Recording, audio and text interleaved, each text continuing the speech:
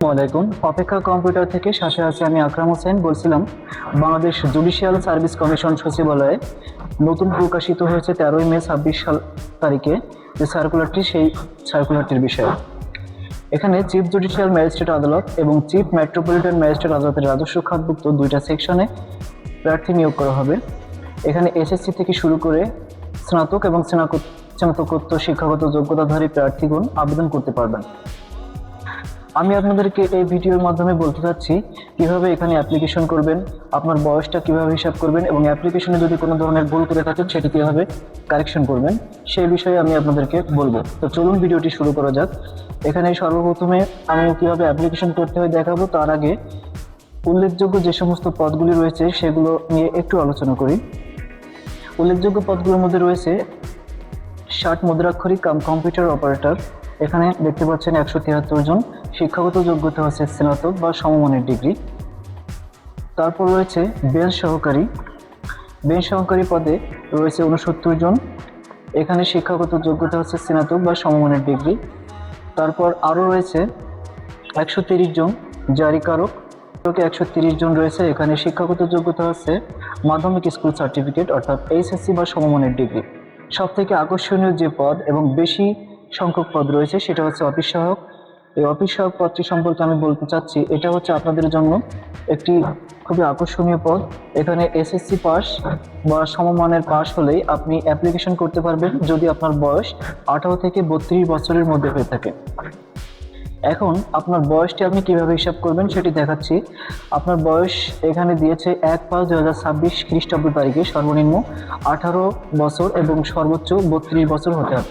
আপনার জন্ম তারিখ থেকে এই 1/5/2026 তারিখ এটি আপনি মাইনাস করবেন। যদি আপনার বয়স 18 থেকে 32 বছরের হয়ে থাকে তাহলে আপনি অ্যাপ্লিকেশন করতে পারবেন।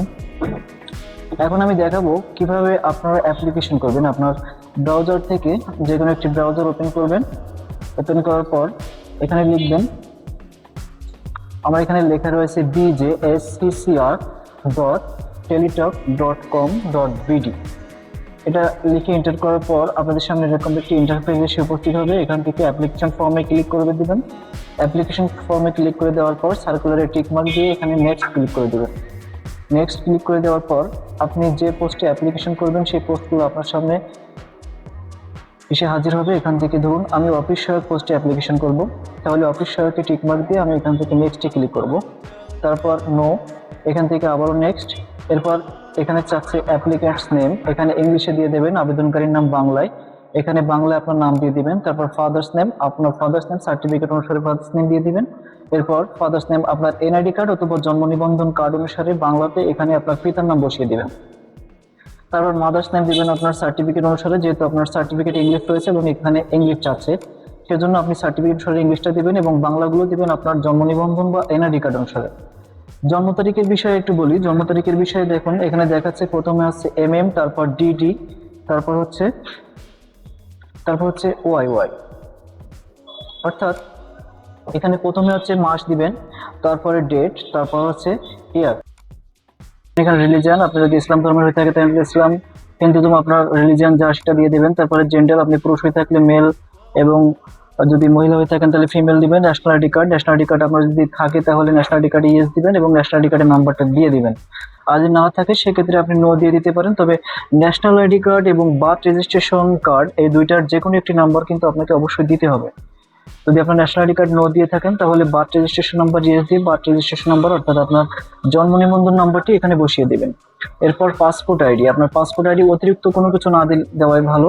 সেক্ষেত্রে আমরা এখানে নো করে দিচ্ছি। ম্যারিটাল স্ট্যাটাস, আপনি বিবাহিত হলে সিঙ্গেল, বিবাহিত না হলে সিঙ্গেল এবং বিবাহিত হলে ম্যারিড দিয়ে আপনার স্পাউস নেম অর্থাৎ হাজব্যান্ড অথবা ওয়াইফের নাম দিয়ে দিবেন। মোবাইল নাম্বার হচ্ছে আপনার যে নাম্বারে এসএমএস যাবে পরীক্ষার আগে কনফার্মেশন এসএমএস, সেই নাম্বারটি দিয়ে দিবেন। অর্থাৎ যে নাম্বারটি সবসময় অ্যাক্টিভ থাকবে, কখনো আপনি ডিঅ্যাক্টিভ রাখবেন না, সেই নাম্বারটি এখানে দিয়ে দিবেন।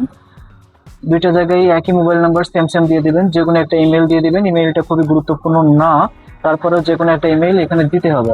কোটার ক্ষেত্রে এখানে তারা কোটা রেখেছে freedom fighter, seed of freedom fighter অর্থাৎ মুক্তিযোদ্ধার সন্তান। তারপরে যে কোটা আছে এর মধ্যে যদি আপনি থেকে থাকেন তাহলে কোটা সিলেক্ট করবেন, না থাকলে নট অ্যাপ্লিকেবল দিয়ে দেবেন। ডিপার্টমেন্টাল স্ট্যাটাস হচ্ছে যারা চাকরি করেন, এখানে government employee, semi government employee, autonomous department candidate not applicable. আপনি যদি ডিপার্টমেন্টাল স্ট্যাটাস আপনার না থাকে তাহলে আপনি নট অ্যাপ্লিকেবল দিয়ে সামনের দিকে যাবেন। অ্যাড্রেসের ক্ষেত্রে কেয়ার অফ, যদি আপনার পিতা বেঁচে থাকে তাহলে ফাদার্স নেম দিবেন, যদি না বেঁচে থাকে তাহলে মাদার্স নেম, অর্থাৎ আপনি যে আপনার অভিভাবক সেই অভিভাবকের নামটি দিয়ে দেবেন। ভিলেজ, এখানে জাস্ট আপনার ভিলেজ দিবেন অথবা রোড নাম্বার, হাউস নাম্বার, ডিটেলসটা দিয়ে দেবেন। তারপর ডিস্ট্রিক্ট, উপজেলা, পোস্ট অফিস, পোস্ট কোড, এগুলো দিয়ে যদি প্রেজেন্ট এবং পার্মানেন্ট অ্যাড্রেস সেম হয়ে থাকে তাহলে সেম এখানে টিক মার্ক দিয়ে দেবেন। এরপর আপনার দেখাচ্ছে এখানে এসএসসি যদি আপনি জেনারেল বোর্ড থেকে পাস করে থাকেন তাহলে এসএসসি দিয়ে দিবেন, যদি মাদ্রাসা থেকে পাস করে থাকেন তাহলে দাখিল, এবং এসএসসি ভোকেশনাল, যদি ভোকেশনাল থেকে পাস করে থাকেন তাহলে ভোকেশনাল দিবেন। এখানে দেখেন অনেকগুলো বোর্ড আছে, আপনি যে বোর্ড থেকে পাস করেছেন সেই বোর্ডটা সিলেক্ট করে দিবেন। তারপর হচ্ছে রোল নাম্বার, খুবই গুরুত্বপূর্ণ। রোল নাম্বারটা আপনার মার্কশিট, অ্যাডমিট কার্ড বা সার্টিফিকেট দেখে সঠিকভাবে বসানোর চেষ্টা করবেন। তারপর বোর্ড দিলাম, রেজাল্টটা দিলাম। রেজাল্ট আপনার এসএসসি সাধারণত 5 পয়েন্টের স্কেল, এখানে 5 পয়েন্ট সিলেক্ট করে যে রেজাল্ট হয় সেটা দিয়ে দিলাম। তারপর পাসিং ইয়ার, এটা অবশ্যই সঠিকভাবে দিবেন। গ্রুপ এবং সাবজেক্টের ক্ষেত্রে আমরা একটা ভুল করে থাকি, সেটা হচ্ছে আমরা যদি সাধারণত ভোকেশনাল থেকে পাস করে থাকি তাহলে কিন্তু এখানে গ্রুপটা কেউ বিজনেস স্টাডিজ বা অন্য কিছু দিয়ে থাকি, এখানে এসএসসি ভোকেশনাল সিলেক্ট করার পর অনেকগুলো গ্রুপ আসবে। এই গ্রুপের ভিতরে যদি আপনার গ্রুপ না থেকে থাকে তাহলে আপনি করবেন কি, একদম নিচের দিকে যাবেন, এখানে দেখবেন আদার্স লেখা আছে, আদার্সে ক্লিক করে আপনার গ্রুপ যেটা সার্টিফিকেট বা অ্যাডমিট কার্ডের উপর লেখা থাকবে সেটা এখানে টাইপ করে দেবেন। এটা হচ্ছে এডুকেশনাল কোয়ালিফিকেশন এসএসসি পর্যন্ত। আমরা যেহেতু এখানে অফিস সহায়কে অ্যাপ্লিকেশন করছি তাহলে এখানে এসএসসি পর্যন্ত দিলেই এনাফ। যদি আমাদের কারো শিক্ষাগত যোগ্যতা আরও বেশি থেকে থাকে, এইচএসসি, অনার্স, মাস্টার্স পর্যন্ত দেওয়ার সুযোগ রয়েছে, সেগুলো ফিল আউট করে দিবেন। ফিল আউট করার পর আপনার এখানে যে কোডটি ভেরিফিকেশন কোড চাচ্ছে এই কোডটি সঠিকভাবে বসিয়ে এখানে টিক মার্ক দিয়ে সাবমিট দিয়ে দেবেন। সাবমিট দেওয়ার পর আমরা যেহেতু ফর্মটা ফিল আপ করিনি তাও সামনে যেতে পারছি না। সাবমিট দেওয়ার পর আপনার ছবি এবং সিগনেচার আপলোড করতে হবে। ছবি হচ্ছে 300 পিক্সেল বাই 300 পিক্সেল অর্থাৎ স্কয়ার, আর সিগনেচার হচ্ছে 300 হচ্ছে ওয়াইড এবং 80 পিক্সেল হচ্ছে হাইট। এটা ফটোশপের জন্য আপনি ক্রপ করে নিতে পারবেন। যদি ফোন থেকে করে থাকেন তাহলে ফোনের বিভিন্ন অ্যাপস রয়েছে, তার মধ্যে আপনি ছবি রিসাইজ করে নিতে পারবেন, করে নিয়ে সাবমিট দেবেন।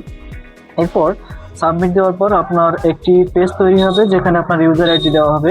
এই ইউজার আইডি নিয়ে আপনি পেমেন্ট করতে পারবেন। পেমেন্ট করার আগে আপনাকে একটু বলি, আপনি যতক্ষণ পর্যন্ত আপনার এই অ্যাপ্লিকেশনটি পেমেন্ট না করবেন ততক্ষণ পর্যন্ত যতবার ইচ্ছা আপনি নতুন করে অ্যাপ্লিকেশন করতে পারবেন। অর্থাৎ যদি আপনার অ্যাপ্লিকেশনে ভুল হয়ে থাকে তাহলে আপনি কারেকশন করতে পারবেন না ঠিকই, তাহলে আপনি নতুন একটি অ্যাপ্লিকেশন, আবারও একটি অ্যাপ্লিকেশন সাবমিট করে আপনি যেটা কারেক্ট অ্যাপ্লিকেশন হয়েছে সেটাতে আপনি পেমেন্ট করতে পারবেন। আর যদি আপনি একবার পেমেন্ট করে ফেলেন তাহলে আপনার এই অ্যাপ্লিকেশনটিতে আর কোনো ধরনের কারেকশন বা নতুন করে সাবমিট করার কোনো সুযোগ থাকবে না। সেহেতু আপনি পেমেন্ট করার পূর্বে আপনার অ্যাপ্লিকেশনটি খুব সুন্দরভাবে 2-3 বার রিভাইজ করে নেবেন।